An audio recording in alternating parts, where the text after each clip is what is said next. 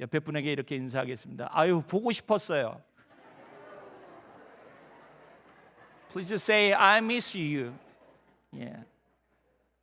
Yeah. I have missed you.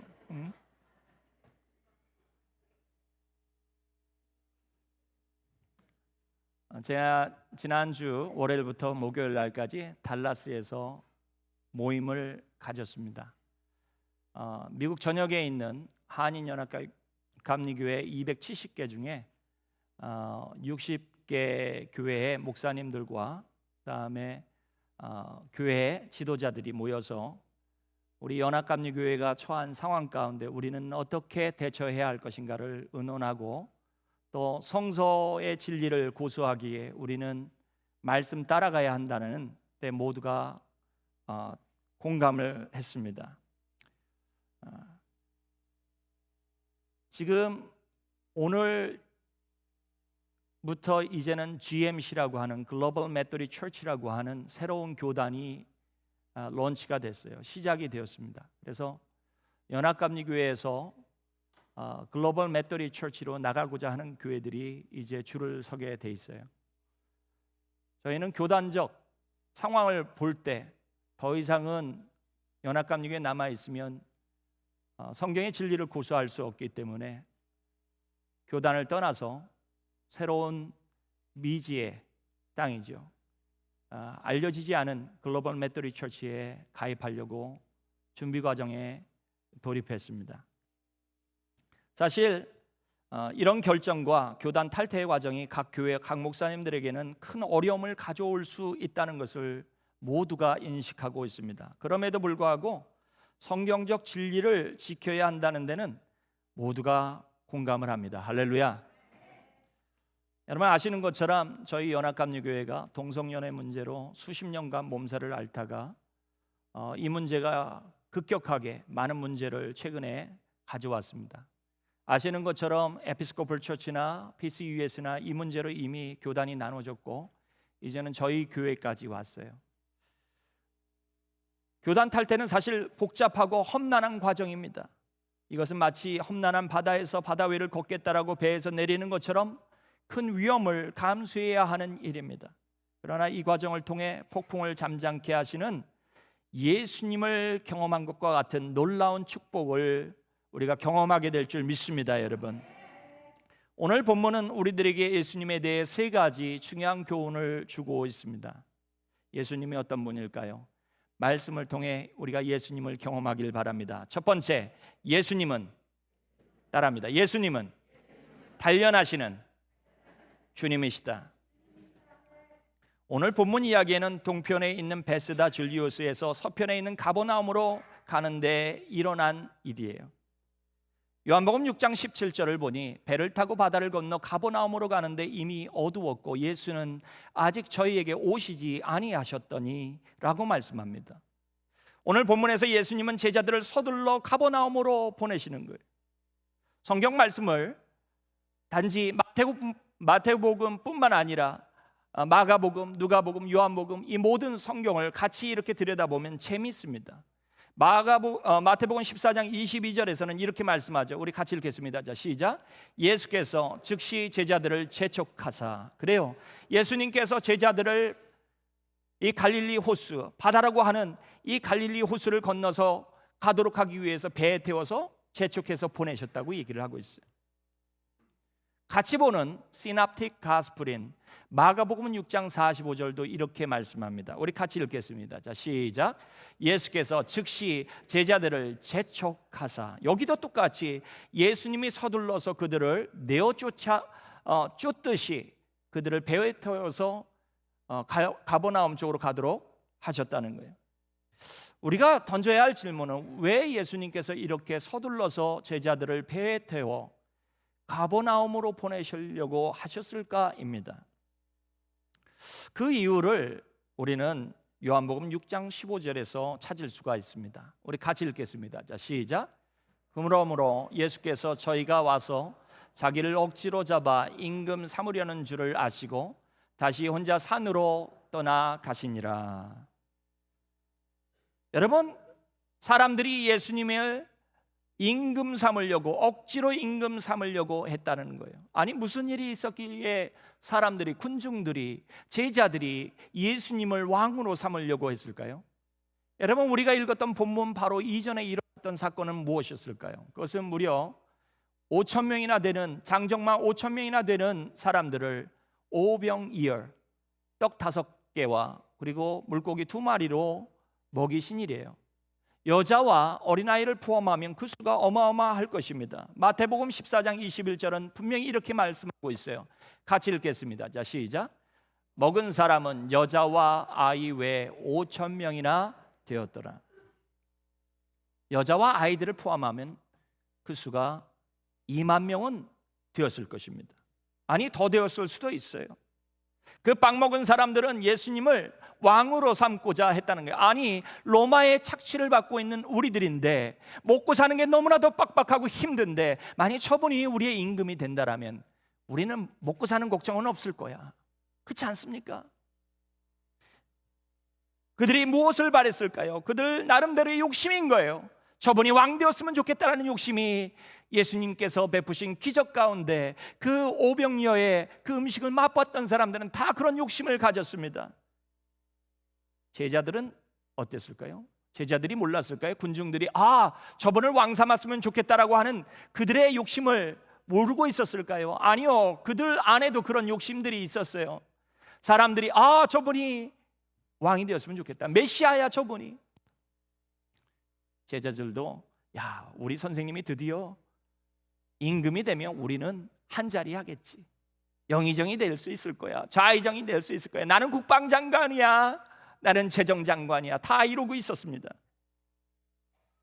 이런 욕심을 가진 사람들이 주님을 억지로 왕 삼으려고 했을 때 예수님이 제자들을 군중에게서 떼어나와야 할 상황이었어요.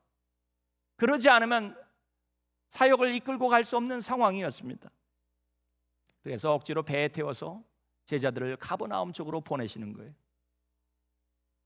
그렇게 되자 군중들이 가만히 있었을까요? 요한복음 6장 22절부터 71절에 보니까요, 빵 먹은 사람들이 예수님을 찾아서 갈릴리 호수 건너편 가버나움으로 달려갔다라고 성경은 기록하고 있습니다. 기다리고 있었다는 거예요, 여러분. 오늘날 많은 사람들은 각자 욕심을 가지고 하나님을 쫓는 경우가 있어요. 사람들에게 모두 다가 욕심을 가지고 있어요. 모두 다 가나다병 환자들입니다. 가나다병이 뭘까요, 여러분? 가나다병이 뭐죠? 다 앓고 있는 병인데 여러분 모르세요? 옆에 분에게 묻겠습니다. 혹시 가나다병이 뭔 줄 아세요? 한번 물어보겠습니다. 뭘까요? 가지려는 소유욕, 나타내려는 명예욕과 과시욕, 그리고 다스리려는 지배욕을 말합니다. 모두 다 가나다병 환자예요. 이 병에서 자유로운 사람은 한 사람도 없습니다. 남녀노소를 불문하고 말이에요. 다 이런 병을 앓고 있어요. 몇 년 전에 막내 아들 예곤이가 제가 전에 섬기던 교회에서 일어난 일이에요. 한 3살이나 4살 됐을 텐데요, 그때 한참 인기가 있었던 만화가 인크레더블이라고 하는 만화였습니다. 아들이 교회 갔는데요, 예배 끝나고서 식사를 해야 되는데 갑자기 여집사님 앞에서 바지를 훌떡 벗어버렸어요. 제가 얼마나 당황했겠습니까? 그렇지 않아요? 다행스럽게 팬티까지는 벗지를 않았어요. 근데 뭘 하려고 그렇게 벗었나 했더니 팬티를 입었는데 엄마 아빠가 사준 인크레더블 팬티, 그걸 자랑하고 싶었던 거예요. 그래서 벗고 나서 보여주는 거예요. 보여주는 겁니다. 나 인크레더블 팬티가 있다고. 여러분, 가나다병에서 자유로운 사람은 아무도 없어요. 애들도 이러는데 어른들은 안 하겠습니까, 여러분? 몇 년 전에 한국에서 빈센트 앵코라는 유명 제품이 팔린 적이 있습니다. 여러분 혹시 들어보셨습니까? 빈센트 앵코? 아무도 안 사셨어요. 잘 안 사셨습니다. 그거 짝퉁이에요. 뉴스에서 나왔는데 여러분 나중에 알고 보니까 1만 원짜리 시계가 200만 원에 팔렸고 8만 원짜리는 580만 원에, 다이아몬드 박은 300만 원짜리 시계는 무려 9,750만 원에 팔렸습니다. 중국서 부품을 만들고요, 스위스로 가져가서 간단하게 조립 과정을 거친 후 수입 면장을 받아 정식 수입품으로 다시 한국으로 가져왔어요. 그리고 이것이 명품이 되었습니다. 뭐라고 얘기했냐면요, 이거 유럽에서는 상위 1%만 아는 브랜드라고 한정판으로 팔았어요. 그러니 유럽 상위 1% 사람들이 뭘 찾는지를 한국 사람들이 뭘 알겠어요, 여러분? 사람들의 허영 심리를 이용한 거예요. 더군다나 뭐라고 선전했냐면 다이아나 왕비가, 그 죽은 다이아나 왕비가 차던 시계라고 해요. 그분이 뭘 찾는지 우리가 어떻게 합니까? 그 말에 홀딱 가가지고 여자분들이 너도 나도 다이아나 왕비처럼 한번 차보자 한 겁니다. 해외에서는 막 알려진 제품이지만 국내에서 더 인기가 있는 경우가 된 거예요. 이걸 뉴스에서 다 밝혀냈습니다. 사람들에게는요, 허영심, 과시욕, 명예욕이 다 있어요. 제자들도 마찬가지였습니다. 다 가나다병 환자였어요. 그런 그들이 군중들과 하나 되어 정신을 못 차리는 것을 주님이 봤습니다. 같이 붙여놨다가는 예수님께서 저 제자들에게 맡기실 복음 사역은 끝나겠다라고 한 거예요. 다 한 자리씩 하는 걸 꿈꾸는 사람들이 어떻게 주님을 위해 복음 들고 나가서 고난받아가며 예수 그리스도를 증거하겠습니까? 주님이 그들을 가버나움으로 즉시 서둘러서 보내신 이유가 여기 있어요. 그들이 가면서 얼마나 아쉬웠겠습니까? 이야, 사람들이 얘기하는 거 들었지? 우리 선생님이 왕이 되면 좋겠다라고 얘기하고 있어요. 그 많은 사람들이 떠들어댔어. 우리가 한 자리 할 수 있는데 말이야. 그런데 갑작스럽게 오늘 성경의 말씀에 보니 뭐가 왔다고요? 갈릴리 호수에 폭풍이 왔습니다. 집채만한 파도가 일어나는 엄청난 폭풍이 일어났다는 사실입니다. 이 폭풍 가운데 그들은 살아남기 위해 바빴어요. 그들이 더 이상 주님이 왕 되셨으면 좋겠다는 얘기가 생각도 안 났어요. 왜 그랬을까요? 살아남기가 바쁜데 그 생각이 어디 있습니까? 불만이 어디 있어요? 왜 우리 주님은 우리를 빨리 보내셨지? 그런 불평할 시간이 어디 있습니까? 세상적인 욕망이 어디 있어요? 고난 가운데 그들은 점점 비워져 가고 있었어요. 불순물이 제거되어져 가고 있었습니다. 여러분, 고난이 때로는 우리를 살립니다. 할렐루야. 고난이 우리를 때로 거룩하게 해요. 욥기서 23장 10절은 이렇게 말씀합니다. 우리 같이 읽겠습니다. 나의 가는 길을 오직 그가 아시나니 그가 나를 단련하신 후에는 내가 뭐처럼 나오리라? 정금같이 나오리라. 할렐루야. 그래요. 고난 가운데 우리가 정말 붙잡아야 할 것이 뭔지를 알게 됐죠. 뭘 갖춰야 할지를 알게 됩니다. 불순물이 제거돼요. 시편 26편 2절도 이렇게 말씀합니다. 여호와여 나를 살피시고 시험하사 내 뜻과 내 마음을 단련하소서. 여러분, 우리가 다 주님을 쫓는 것 같지만 고난이 와야, 손해를 당해봐야 정말 주님 쫓는지 알게 되는 거예요. 여러분, 우리의 믿음의 정도를 알게 되는 겁니다. 여러분, 시편 66편 10절은 이렇게 말씀합니다. 하나님이여, 같이 읽겠습니다. 하나님이여 주께서 우리를 시험하시되 우리를 단련하시기를 은을 단련함같이 하셨으며. 여러분, 은의 가치를 가지려면 불순물이 제거되어져야 하는 것입니다. 여러분, 세상에 매여 있는 제자들이 무슨 복음 사역을 이루겠어요? 주님은 그들의 뜻과 마음을 단련하고 계셨습니다. 정결하게 하고 계셨어요. 비우고 계셨습니다. 성도 여러분, 단련이 되어야 하나님은 사용하실 수 있어요. 불순물이 제거되어야 하나님의 높은 고귀한 뜻을 위해 우리를 거룩하게 사용할 수 있는 거예요. 여러분, 오늘 우리가 당면한 교회 안의 문제는 신앙인들 안에, 교회 안에 있는 불순물을 제거하시는 하나님의 단련의 과정이에요. 교단을 떠나는 게 쉬운 일이 아니에요. 정말 복잡한 문제입니다. 이런 과정을 거쳐서 나간다는 건 참으로 어려운 일이에요. 그런데 아십니까, 여러분? 우리가 기독교 역사를 보게 되면 언제나 교회는 한 번씩 정화의 과정을 필요로 했습니다.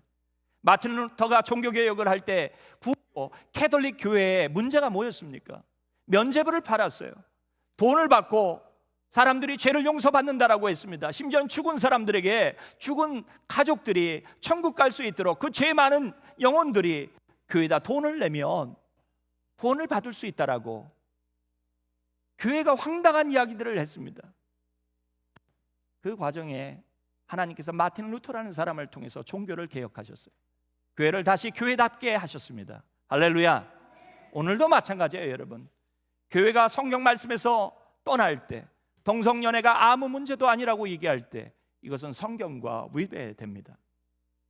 여러분, 하나님의 말씀을 고수해야 할 줄 믿습니다. 여러분, 우리가 겪어야 할 시련과 우리가 경험해야 할 어려움의 문제는 하나님의 교회를 새롭게 하시고 각 성도를 새롭게 하시기 위한 하나님의 단련의 과정임을 저와 여러분 모두가 기억하시길 바랍니다. 여러분, 이 과정을 통해 저와 여러분 모두가 이 땅 가운데 천금과 같은 믿음의 사람들이 되어지길 바라요. 할렐루야.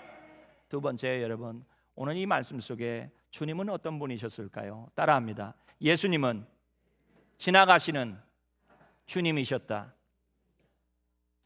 제자들은 고기잡이로 잔뼈가 굵은 어부들이었습니다. 한마디로 바다를 아는 프로 어부들이 그 배에 타고 있었어요. 그러나 9시간의 폭풍과의 사투는, 거대한 파도와의 사투는 새벽 3시부터 6시까지 이어졌어요. 그럼에도 그들은 여전히 그 갈릴리 호수를 벗어나지 못하고 갈릴리 호수 중간에 남겨져 있었습니다. 겨우 4-5km밖에 전진하지 못한 거예요. 제자들이 인간의 한계 상황을 만난 것입니다. 그들의 경험으로도 그들의 지식으로도 그 상황을 벗어날 수가 없었어요. 여러분, 때로 인간의 모든 수가 다 끝나버릴 때가 있습니다. 인간의 능력으로도 해결되지 않을 때가 있어요. 여러분, 마치 요나를 태우고 가던 다시스로 떠난 배가 폭풍을 만나서 지중해에서 목숨보다도 귀한, 목숨처럼 귀하게 여겼던 그 귀한 상품들을 바다에 던지지 않습니까? 이제 한계 상황을 만난 거예요. 그리고 나서 그들이 한 게 뭡니까? 각자의 신을 불렀더라라고 이야기하고 있어요. 여러분, 사람이 자기의 능력으로 벗어나려고 하지만 벗어나지 못할 때가 있습니다.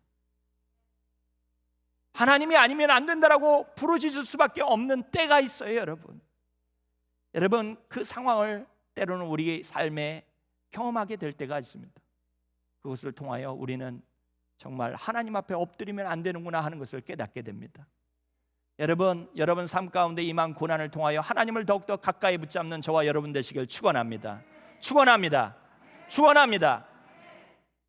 제가 여당 군종으로 있을 때 한국에서 춘천에 위치한 성결교회 담임 목사님이 UDT 출신이에요. 수중 폭파 특수팀에 있었던 UDT 출신의 목사님이셨습니다. 그분이 전도사 시절에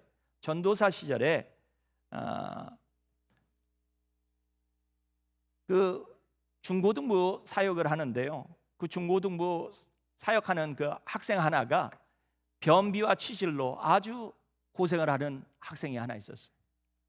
여러분, 한국이 세계에서 변비, 치질은 세계 넘버원입니다. 여러분 아십니까? 세계 넘버원이에요. 인류. 근데 아들이 헤머로이드를 겪고 있는 거예요. 변비와 치질이 엄청나게 심한 그런 학생이었어요. 근데 그 아버지가 뭐 하는 분인 줄 아십니까? 굉장히 잘 나가는 학문과 의사예요. 학문과 프락톨로지스트예요. 이 학문만 전문으로 보는 전문 의사예요. 그런데 아버지가 전문 의사인데도, 학문과 전문 의사인데도 치질과 변비를 해결을 못해요. 포기한 겁니다. 전도사님이 그 아이가 누구 집 자녀인지도 알아요. 그래서 중고등부 수련회 갔는데요. 이번 수련회 가서 변비 고치자, 치질 고치자 하고서 아이를 데리고서 가고 집회를 참여했는데요. 불 꺼진 저녁에 기도원 화장실에 애를 데리고 갔어요. 변비를 치료하려면 여러분 뭘 해야 되는 거예요? 일단은 똥을 싸야 되는 거 아닙니까? 그래서 화장실로 데려간 거예요. 그래서 화장실에서 애는 변을 보고요, 전도사님은 거기서 기도를 하는 거예요. 똥 나와라, 똥 나와라. 불도 없는 변소에서 똥 나와라, 똥 나와라 기도를 한 거예요. 나오냐 안 나오냐 하면서 힘줘라, 힘을 줘야 나올 거 아닙니까? 힘을 줘라. 근데 드디어 나오기 시작해서 콸콸콸 나오기 시작했습니다. 뭐가 나왔을까요? 똥은 안 나오고 피가 나왔어요. 피가 콸콸콸 나오는 거예요. 전도사님이 얼마나 다급했는지, 이제 애가 죽게 생긴 거예요. 고치겠다라고 했는데 애가 죽게 생겼어요. 그러니까 거기서 이 전도사님이 기도를 시작합니다. 살려주세요, 살려주세요, 살려주세요. 뭐 하나님한테 엎드릴 수밖에 없는 거예요. 그런데 놀라운 일은요, 그 사건 이후에 애가 변비와 치질이 다 끝났어요. 놀라운 기적의 역사가 일어났습니다. 이 사건을 통하여서 학문과 의사였던 그 아버지가, 전문 의사가 예수를 믿기 시작했어요. 자기도 고칠 수가 없는데 기도받고 나았다는 거예요. 여러분, 기적이 아직도 일어납니다. 할렐루야. 하나님이 살아계시기에 아직도 기적이 있을 수 있어요. 저희 어머니가 처녀 시절에요, 변비가 심하신 거예요. 근데 집회를 참여했는데 그 목사님이 오셔서 집회에 참여하신 목사님이 뭐라 그랬냐면, 아픈 부분, 연약한 부분에 손을 대시고 기도를 하십시오. 그때 당시에 어떻게 손을 대고 만지겠어요. 그러니까 엉덩이에다 이렇게 두 손을 깔고 앉으면서 손이 시려서 그런 것처럼 이렇게 하고서 기도를 받은 거예요. 놀라운 사실은 그 이후에 싹 났었어요. 여러분, 하나님은 변비만 낫게 하시는 하나님이 아니세요. 여러분, 우리의 삶의 문제도 해결하시는 하나님이세요. 할렐루야. 홍해를 나누시기도 하시는 하나님이세요. 여러분, 요단강을 가르시는 하나님이 우리 하나님이세요. 하나님은 살아계십니다. 할렐루야. 인간이 해결할 수 없는 종종 상황 가운데 사람들은 그제서야 하나님을 찾을 때가 얼마나 많습니까? 닉슨 대통령이 워러게이트 사건을 통해서 민주당 도청 사건 하다가 걸려갖고 좌천되게 생기니까 뭐 했습니까? 엎드려서 하나님 앞에 먼저 기도했어요. 여러분, 이제 살려주십시오. 가장 강력한 국가 미국 대통령이었던 그가 자기 집무실에서 하나님 앞에 꿇어 엎드려서 기도하더라는 거예요. 찰스 콜슨이 쓴 그의 저서에서 그가 닉슨 대통령이 집무실에서 엎드려서 기도했다라고 기록하고 있지 않습니까? 미국 워싱턴에 있는 국회의사당 높은 둥근 천장 안에는 방문객이 좀처럼 찾지 않는 조그마한 밀실이 있다라고 합니다. 이곳은 국회의원들을 위한 개인 예배실이래요. 여기서 그들이 법률 제정자로서 하나님 앞에 엎드려 기도하는 장소랍니다. 그런데 놀라운 사실은 그 장소가 생긴 이래로 하루도 거르지 않고 그 장소에 와서 기도하는 사람들이 그렇게 많더라는 거죠. 왜 세상의 가장 강대국이라고 하는 나라의 지도자들이 엎드려서 하나님 앞에 기도합니까? 하나님을 붙들지 않으면 안 되기 때문에. 할렐루야. 오늘 미국이 타락해지고 약해지는 것은 국방력이 없고 돈이 없어서가 아닙니다. 하나님을 붙드는 것이 점점 연약해지기 때문이에요. 여러분, 성경의 역사는 믿음의 역사입니다. 왜 애굽이 무너졌습니까? 하나님의 말씀을 듣지 않은 거로 출애굽 당시에 경제적으로 파탄을 경험한 거예요. 성경은 믿음의 관점에서 쓰였어요. 여러분, 사랑하는 성도 여러분, 하나님을 붙들어야 할 줄 믿습니다. 고난이 정작 의지할 것을 발견하게 해요. 무엇을 붙잡아야 합니까? 따라합니다. 하나님을 붙잡자. 옆에 분에게 말합니다. 하나님을 붙드십시다. 마태복음 14장 27절은 이렇게 말씀하죠. 우리 같이 읽겠습니다. 자, 시작. 예수께서 즉시 일러 가라사대 안심하라, 내니 두려워 말라. 그래요, 모든 상황을 통치하시는 그분이 주님께서 오셔서 말씀합니다. 두려워 말라, 내니 두려워 말라. 할렐루야. 하나님을 붙잡아야 할 줄 믿습니다. 모든 상황을 통제하시는 그분을 붙잡아야 돼요. 여러분, 그런데 이상하게도 성경은 예수님이 그들을 지나쳐 가시려 했다라고 성경은 말하고 있습니다. 우리가 읽은 본문에는 나오지 않아요. 마가복음 6장 48절에 똑같은 이야기를 다루면 성경은 다른 관점을 보여주고 있습니다. 우리 같이 읽겠습니다. 자, 시작. 바람이 거스림으로 제자들의 괴로움이 노젓는 것을 보시고 밤 사경쯤에 바다 위로 걸어서 저희에게 오사 지나가려고 하시매. 주님이 보셨어요. 그들이 괴로이 노젓는 것, 그들이 당한 상황, 그들의 어려움, 그들의 고난, 그들의 역경을 다 아셨습니다. 그런데 주님이 물 위를 걸어오시며 성남 파도 위를 걸어오시며 지나가려 하시매라고 얘기하고 있어요. 여러분, 가만히 보면 주님이 매정한 것 같습니다. 관심이 없는 것 같아요. 우리를 돌보려고 하지 않는 것 같은 느낌으로 받을 수 있어요. 그러나 여러분, 원문을 봐야 되는 거예요. 헬라어 원문에는 헬라코마이라고 하는 단어가 쓰여 있는데, 발레코마이라고 하는 단어가 쓰여 있는데, 이 말은 한 사람의 삶의 현장에 의도적으로 뛰어든다라는 뜻이에요.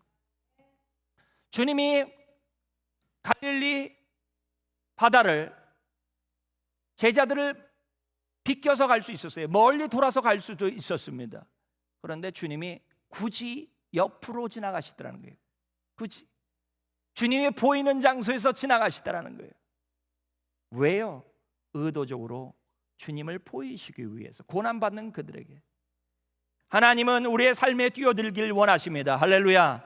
그러나 하나님은 늘 우리 주변에서 맴도실 뿐 우리가 그분을 붙잡지 않는 이상 하나님은 우리 배에 오르지 않으십니다, 여러분. 왜요? 하나님은 고난 가운데 우리가 무엇을 붙잡아야 하는가를 스스로 깨닫길 바라시기 때문에 그래요, 여러분. 고난의 축복이 바로 여기에 있습니다. 우리가 고난 받을 때 우리가 혼자가 아니에요. 할렐루야. 주님이 바로 옆에 계세요. 할렐루야. 그리고 그 고난 가운데 주님은 우리를 깨우세요. 누구를 붙잡아야 할지, 누구를 바라봐야 할지를 알게 하십니다. 플로리다 주에 사는 제리라는 사람이 친구 2사람과 함께 구명보트를 타고 5일 동안 대서양에서 표류했던 일이 있어요. 배가 침몰됐으니까 그랬겠죠. 그들은 닷새 동안이나 추운 바다에서 표류하던 참이라 이제 기진맥진했고 더위와 목마름 가운데 몽롱한 상태였습니다. 그런데 이때 상어가 나타났어요. 그들이 누워있는 그 고무보트를 향해서 상어가 달려와서 막 들이받습니다. 뚠뚠뚠뚠뚠뚠뚠 따라, 조수 영화처럼. 그럼 얼마나 놀랬겠습니까, 이분들이. 목숨을 잃지 않기 위해서 이제는 상어와 싸워야 되는 거예요. 그들이 상어와 필사적으로 싸워야 했습니다. 그들이 가진 무기가 뭐였을까요? 주머니 칼 하나뿐이더라는 거예요. 그걸 가지고 상어와 싸우더라는 거예요. 상어와 사투를 벌이는 이 아주 안타까운 이 상황 가운데 놀라운 기적이 벌어졌습니다. 사람들이 막 고무보트 위에서 난리가 났는데 지나가던 화물선이 사람들이 조그만 고무보트 위에서 갑자기 튀어나와서 막 이루고 있는 것이 보여진 거예요. 그래서 그들이 구출됐어요. 만약 3사람이 모두 구명보트 속에서 잠들어 있었다면 멀리 지나던 화물선은 아유 뭐 쓰레기 하나가 둥둥 떠다니나 보다 할 텐데, 고난을 만나서 살겠다라고 상어와 싸우다가 구조를 받았어요. 남의 상황이라고 아멘도 안 하세요. 여러분, 고난이 우리의 잠자던 영성을 깨워요. 고난을 통해서 하나님을 붙잡아야 하는구나 하는 것을 깨닫게 합니다, 여러분. 이사야서 26장 13절에 이렇게 얘기하죠. 우리 같이 말씀 봅니다. 같이 읽겠습니다. 자, 시작. 여호와 우리 하나님이시여, 주 외에 다른 주들이 우리를 관할하여 싸우나 우리가 주만 의뢰하고 주의 이름을 부르리이다. 무슨 말이에요? 우상들을 너무 많이 섬겼지만 이 고난 가운데 우리는 주님만을 찾겠다는 거예요. 할렐루야. 주님만이 우리를 구원할 수 있다는 것입니다. 고린도후서 1장 9절 같이 읽겠습니다. 자, 시작. 우리 마음에 사형 선고를 받은 줄 알았으니 이는 우리로 자기를 의뢰하지 말고 오직 죽은 자를 다시 살리시는 하나님만 의뢰하게 하려 하심이라. 할렐루야. 여러분, 고난 가운데 우리가 무엇을 의지해야 할지 알게 되는 것입니다. 고난이 우리를 깨워요, 여러분. 고난 가운데서 깨어 지나가시는 주님을 붙드시는 저와 여러분 되시길 간절히 축원합니다. 또한 교회가 이 어려운 때에 하나님을 붙드는 시간이 되어야 할 줄 믿습니다, 여러분. 교회를 위해 기도해 주시길 바라요, 여러분. 주님은 우리 문제 가운데 뛰어들 준비가 되어 계세요. 그리고 우리를 이끄실 준비가 되어져 있습니다. 여러분, 여러분의 삶의 문제가 어떤 것이든 얼마나 크든 우리 옆에 주님이 계심을 기억하시길 간절히 축원합니다. 옆에 분에게 말합니다. 주님이 옆에 계세요. 예, 아직 처음 오신 분들은 따라하지 않는 것 같아요. 다시 한번 하도록 하겠습니다. 옆에 있는 분에게 주님이 함께 하십니다. 그래요, 여러분. 주님이 함께 하세요. 3번째입니다, 여러분. 3번째 따라합니다. 예수님은 바라봐야 할 주님이시다. 이런 위급한 상황에 주님이 물 위를 걸어오고 계셨습니다.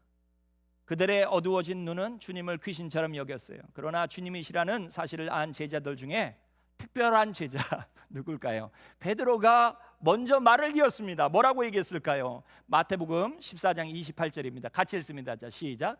베드로가 대답하여 가로되 주여 만일 주시어든 나를 명하사 물 위로 오라 하소서. 아이고, 지금 폭풍 치는 이 그 사나운 바다에서 갈릴리 호수에서 베드로가 주님이 걸어오시는 것을 보되 주님 저도 걸어보고 싶습니다라고 얘기를 한 거예요. 그런데 주님이 뭐라고 하시나요? 그래 와라 그러셨어요. 이상하지 않나요? 폭풍을 먼저 멈추시고 안전하게 하시고 주님이 베드로에게 야 걸어와라 이렇게 하셔야 되는데 폭풍도 멈추지 않고 그 성난 파도 위를 걸어오라고 하시는 거예요. 더더욱 희한하고 놀라운 것은요, 베드로가 반응한 것입니다. 어떻게 반응했을까요? 우리 마태복음 14장 29절 같이 읽습니다. 자, 시작. 오라 하시니 베드로가 배에서 내려 물 위로 걸어서 예수께로 가라되. 우리가 던져야 할 질문은 왜 주님은 폭풍을 먼저 멈추지 않으셨을까요? 그렇지 않습니까? 왜 잠잠케 하시지 않으셨을까요? 하나님은 베드로가 당한 엄청난 폭풍의 문제 위를 걷기를 원하셨기 때문이에요. 아무리 큰 문제라도 그 위를 걸어갈 수 있는 능력을 하나님께서 주시겠다는 거죠. 여러분, 성남 파도 위를 베드로가 어떻게 걸었을까요? 그 방법이 뭐였을까요? 어떻게 걸었습니까? 두 가지인데요. 두 가지 단계예요. 첫 번째, 따라합니다. 먼저 배에서 내려야 한다. 먼저 내려야 됩니다. 물 위를 걸으려면. 다음은 어떻게 해야 할까요? 물 위를 걸으려면. 따라합니다. 걸어야 한다. 아주 간단하죠. 내려서 걷는 거예요. 내려서. 놀랍게도 마태복음 14장 29절에 보니 베드로가 이미 물 위를 걷고 있었다라고 이야기합니다. 내려 물 위로 걸어서 He was walking to Jesus Christ. 주님에게로 가고 있었어요. 이미 가고 있었습니다. 그러다가 한순간에 베드로가 물에 빠져서 허우적거리기 시작했어요. 마태복음 14장 30절은 이렇게 말씀합니다. 우리 같이 읽겠습니다. 바람을 보고 무서워 빠져가는지라 소리질러 가로되 주여 나를 구원하소서. 베드로가 갑자기 물에 빠져서 허우적거리고 가라앉기 시작하더라는 거예요. 얼마나 급했는지 베드로가 뭐라고 했고요? 주여 나를 구원하소서. 한마디로 살려주세요, 살려주세요 했다는 거예요. 제가 묻겠습니다. 베드로의 직업이 뭐였나요? 어부였어요. 그것도 선주였습니다. 뼛속까지 어부예요. 어부, 여러분. 잔뼈가 바다에서 굵은 어부였습니다. 그런데 어부가 수영을 못해 물에 빠져서 살려달라고 하고 있더라는 거예요. 황당하지 않습니까? 베드로가 정말 수영을 못했을까요, 여러분? 아닙니다. 요한복음 21장에 가면 부활하신 예수님을 갈릴리 호숫가에서 발견하자 배에서 뛰어내려서 수영하고 갔다 그랬어요. 못한 게 아니에요, 여러분. 그렇다면 왜 베드로가 물에 빠지고 있었을까요? 그것은 여러분 그만큼 파도가 엄청 셌다는 거예요. 뿐만 아니라 베드로가 엄청 당황했다는 것입니다. 사람이 당황하면요 뭘 해야 될지 몰라요. 자기가 잘하는 것도 잘 못합니다, 여러분. 그런데 이것은 근본적인 대답이 아니에요. 왜 빠졌을까요, 여러분? 그건 상황에 대한 이야기죠. 왜 빠졌을까요? 근본적인 질문, 근본적인 답이 뭐냐는 거예요. 왜 빠졌을까요? 옆에 분에게 묻겠습니다. 왜 빠졌을까요? 아유, 저를 묻지 마시고 옆에 분에게 물으시라니까요. 예, 왜 빠졌을까요? 따라합니다. 의심했기 때문이다. 31절에 보니 주님이 뭐라고 말씀합니까? 믿음이 적은 자여 왜 의심하느냐? 의심했기 때문에 빠졌다는 겁니다. 여러분, 믿음이 적은 자여 왜 의심하느냐라는 이런 꾸지람은 성경 이 마태복음, 마가복음, 누가복음, 요한복음에서 딱 5번 등장하는데요, 모두 다 제자들에게만 하셨어요. 주님이 책망하실 때, 믿음이 없는 것을 책망하실 때 믿음이 아예 없는 사람에게는 이런 책망도 하지 않아요. 그러나 적어도 믿음으로 살아야 할 믿음의 사람들이 의심하고 믿음대로 살지 못할 때 주님은 책망하세요. 여러분, 믿음으로 살아야 할 줄 믿습니다. 여러분 삶에 무엇을 보고 있어요? 여러분 혹시 어려움을 보고 있습니까? 아니면 주님을 바라보고 있습니까? 저는 여기에 교훈이 있다고 봅니다. 고난의 크기가 문제가 아니라 믿음의 크기가 문제라는 거예요. 환경이 문제가 아니라 우리가 처한 환경의 문제가 아니라 우리가 만난 문제가 아니라 믿음이 문제라는 거예요. 여러분, 고난만 바라보면 더 깊은 고난에 빠집니다. 더 허우적거리고요, 답이 없어요. 고난 속에는 답이 없습니다. 온전한 믿음은 결코 두 개의 초점을 가지지 않아요. 따라합니다. 온전한 믿음은 결코 두 개의 초점을 가지지 않는다. 오로지 한 개의 초점만을 믿음의 사람들은 가져야 합니다. 어려움을 만나고는 누구를 바라봐야 돼요? 주님만, 하나님만, 성령 하나님만 붙잡아야 할 줄 믿습니다. 여러분, 돋보기가 글을 읽기도 하지만 때로는 불을 내기도 합니다. 이 돋보기가 불을 낼 수 있는 능력이 있어요. 어떻게 하면 될까요? 초점을 맞출 때 불이 일어나는 거예요. 초점을 맞추지 않으면 돋보기가 불을 내지 못합니다. 여러분, 하나님의 역사를 체험하기를 원하십니까? 고난 가운데 주님께 집중해야 할 줄 믿습니다. 주님을 바라봐야 할 줄 믿습니다. 여러분, 히브리서 12장 2절은 이렇게 말하죠. 우리 같이 히브리서 12장 2절의 말씀을 봅니다. 같이 읽습니다. 자, 시작. 믿음의 주여 또 온전케 하시는 이 누구를 바라보자? 예수를 바라보자. 할렐루야. 우리 옆에 분에게 말합니다. 예수를 바라봅시다. 그래요, 여러분, 주님을 바라봐야 할 줄 믿습니다. 여러분, 예수님이 베드로를 데리고 배에 오르자 놀라운 기적의 일이 일어났습니다. 마태복음 14장 32절은 이렇게 말합니다. 같이 읽습니다. 배에 함께 오름에 바람이 그치는지라. 그래요, 폭풍치는 바다가 잠잠하게 되었습니다. 제자들은 고난 속에서 예수님에 대한 바른 신앙을 가지고, 그리고 예수님을 이렇게 고백하죠. 이제 왕이 되어야 합니다가 아니라 이렇게 고백해요. 우리 마태복음 14장 33절을 같이 읽습니다. 같이 읽습니다. 자, 시작. 배에 있는 사람들이 예수께 절하며 가로되 진실로 하나님의 아들이로소이다 하더라. 할렐루야. 예수님이 어떤 분이시길 바라십니까? 여러분, 왕 같은 분으로 여러분에게 만족을 주는 분이 되길 바라세요? 아니면 하나님의 아들이시길 바라십니까? 하나님은 예수 그리스도를 보내셨어요. 그분이 하나님의 아들이세요. 할렐루야. 하나님이신 그 아들이 우리에게 오셨습니다. 우리가 그분을 만났다라면 그분을 하나님의 아들로 섬겨야 할 줄 믿습니다. 성도 여러분, 하나님은 우리가 당면한 상황을 믿음으로 헤쳐나오기를 바라세요. 또한 주님만 바라보기를 바라십니다. 그리고 우리가 하나님이 하실 일을 경험하기를 바라세요. 그리고 바른 신앙을 갖기를 바라십니다. 여러분, 사랑하는 성도 여러분, 하나님은 우리가 처한 어려움을 통해 우리 가운데 불순물을 제거하길 바라십니다. 또한 주님을 붙들길 바라세요. 또한 믿음으로 이 상황을 이기고 바른 신앙관을 가지길 바라십니다. 50년 이상을 감리교 선교사로 섬기신 이 스탠리 존스라고 하는 유명한 감리교 선교사님이 계세요. 이분은 한국에서 이분을 모셔다가 한국의 초대 감독으로 모시고 싶어 했던 분이 스탠리 존스예요. 이분이 인도 땅에서 선교를 50년 동안 젊어서 가서 죽을 때까지 그곳에 머무셨습니다. 그는 83세에 뇌졸중으로 쓰러져 말도 제대로 못하고 몸도 움직일 수 없는 상황에 이르게 되었어요. 그런 상황 속에서 이 스탠리 존스 선교사님은 죽기 전 몹시 쇠약해진 몇 달 동안 거의 마비된 입술로 놀라운 책의 원고를 써내려갔습니다. 그의 책의 일부가 이렇게 쓰여져 있어요. 잘 들어보세요. 내 믿음에는 상처가 많지만 그 상처 아래에 의심은 없다. 그 상처 아래에 의심은 없다.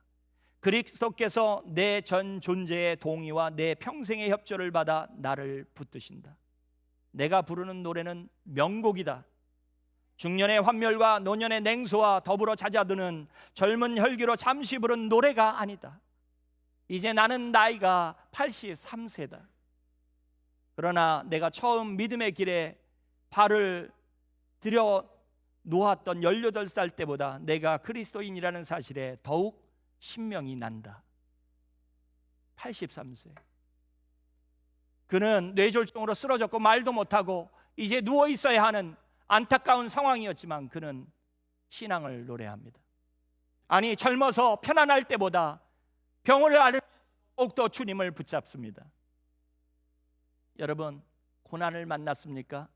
그때가 신앙의 명곡을 써야 할 줄 믿으시길 바랍니다. 여러분, 정말 신앙이 빛이 나는 때예요. 여러분, 편안할 때는 신앙이 드러나지 않아요. 여러분, 작은 촛불이 빛을 내려면 세상이 어두워져야 합니다. 여러분의 믿음이 빛을 발해야 할 때요. 왜요? 세상이 어두워져 가고 있기 때문이에요. 그리고 교회마저도 빛을 잃어가고 있기 때문입니다. 저는 저와 여러분 모두가 믿음을 가지고 주님 쫓아가는 저와 여러분 모두가 되어주시길 주님의 이름으로 간절히 축원합니다. 여러분, 하나님 앞에 고난과 역경의 흔적 속에 초의 의심도 없기를 간절히 축원합니다. 그분을 붙드시고 단련 받으셔서 천금과 같은 신앙인들로 나오시기를 간절히 바라요. 할렐루야. 우리 다 같이 기도합니다.